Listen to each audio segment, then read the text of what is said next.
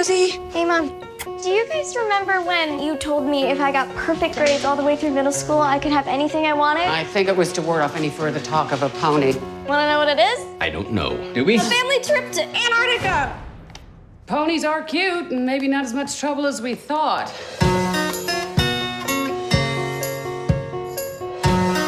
I was taken by her beauty and talent.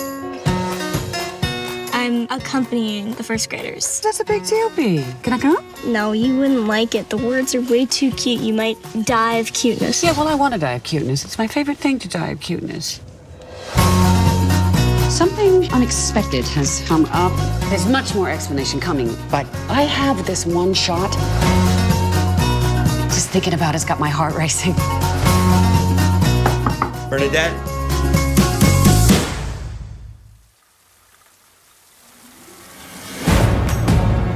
You'll never guess what happened. She disappeared. Bernadette. What? She didn't just vanish. I'm gonna get my gear.